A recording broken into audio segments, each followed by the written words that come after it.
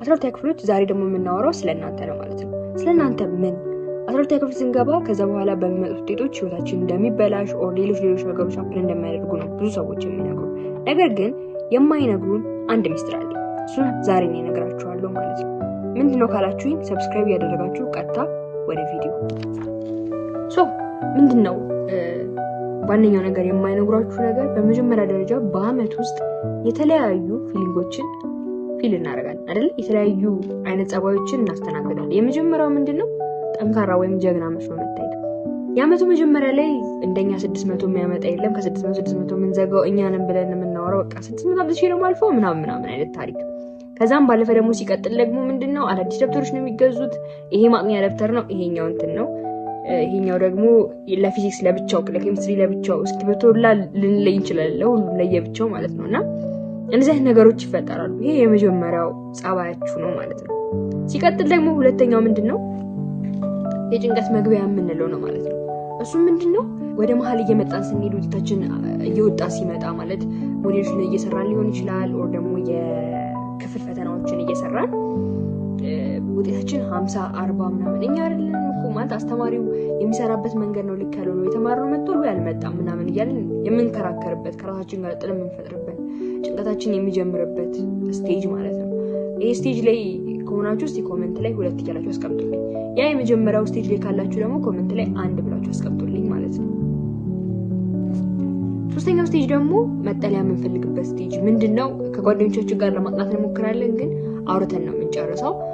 ከዛም ሲቀጥል ደግሞ በቃ እናነባለን ምናምን ብሎ እቅድ ይወጣል። ከዛ አሁንም ግን ተመልሰን እዛው ነን፣ ተመልሰን እቅድ እናወጣለን፣ ተመልሰን እዛው ነን። እንደዚህ አይነት ስቴጆች ላይ ማለት ነው። እዚህ ስቴጅ ላይ ያላችሁ ደግሞ ኮሜንት ላይ 3 ብላችሁ ጻፉልኝ ማለት ነው። የተለያዩ ስቴጆች ላይ ልትኖሩ ትችላላችሁ ግን ሞር ፊሊንጋችሁን ለማወቅ ስለተፈለገ ነው ማለት ነው። ስለዚህ ሁላችሁም እየገባችሁ አንድ ላይ ከሆናችሁ የመጀመሪያው ላይ ስቴጅ ላይ ብዙዎቻችሁ አትሆኑም። ምክንያቱም እሱ መጀመሪያ ዓመት ላይ እንትን የሚለው 2 እና 3 ላይ ነው ቤዚካሊ ልትሆኑ የምትችሉ 2 እና 3።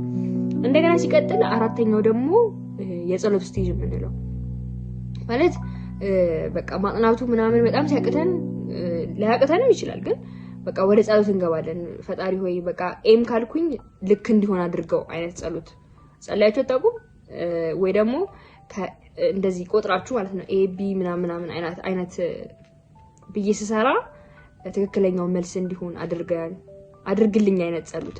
እነዚህ አይነት ጸሎቶችን ልትጀምሩ ሁላ ትችላላችሁ። ይሄኛው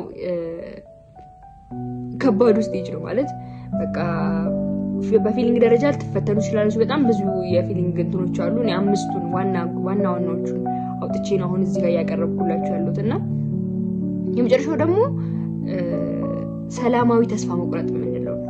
5ኛው ማለት ነው ሰላማዊ ተስፋ መቁረጥ። እሱ ምንድነው መሰላችሁ?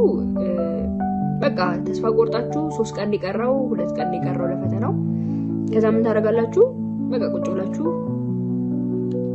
በቃ ለየትኛው እንትን ነው ቲክቶክ ወይም ባያሻልም ሺህ ዓመት አይኖር ምናምን ያላችሁ ለራሳችሁ እንትኖችን ማቅረብ ማለት ነው። የማይመስሉ ሎጂካሊ ስናስባቸው የማይመስሉ ግን አዳት ሞመንት ላይ ለእናንተ በጣም ልክ ናችሁ። በጣም ልክ ትክክለኛ ነገር መስሎ እስኪታያችሁ ድረስ ልክ የሚመስል አይነት ተግባሮችን የምታደርጉበት ስቴጅ ማለት ነው።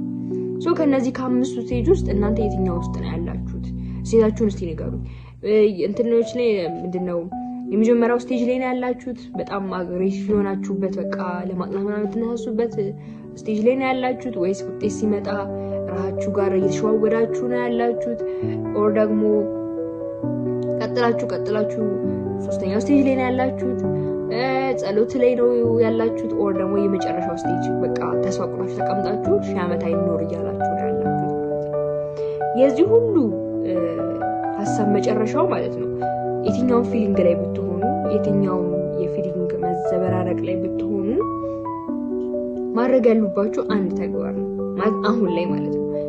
ውደቁም እለፉም የትኛውን ውጤት አምጡም የማትቆጩበትን ነገር ማድረግ ያለባችሁ አሁን ላይ ካጠናችሁ ኦር ደግሞ ከእናንተ የሚጠበቀው ካደረጋችሁ በኋላ የሚመጣው ውጤት እዳዝማታ እናንተ ላይ ምንም አይነት ኢፌክት ላይ ፈጥሩ። ምክንያቱም ከእናንተ የሚወጣው ነገር አድርጋችኋል። ከዛ በኋላ ምንም ፈጠረባችሁ ምንም አመጣባችሁ ይሄን ያክል ከራሴ ወጥቷል በቃ ይሄን ያክል ሰርቻለሁ ትላላችሁ ማለት ነው። ያን ያህል የሚያሳስብ ጉዳይ አይደለም። ግን አሁን ላይ ሳትሰሩ እንዲህ ባደርግ ኖሮ የሚባል ነገር አይሰራም ህይወት ላይ። በቃ ካደረጋችሁት አድርጉት ሶ በመጨረሻም ይሄ ቪዲዮ ጠቃሚ ሆኖ ካገኛችሁትና እንዲሰራላችሁ የምትፈልጉትን ኮንሰፕት ኮሜንት ላይ እየገባችሁ ጻፉልኝ። ማጅሪክ እስከሚደርስ ድረስ በደንብ ለእናንተ ዴዲኬትድ ሆኜ ለመስራት እኔ ዝግጁ ነኝ ማለት ነው። ሶ አሁንም እንደምላችሁ ደግነትን መራችን እናርግ።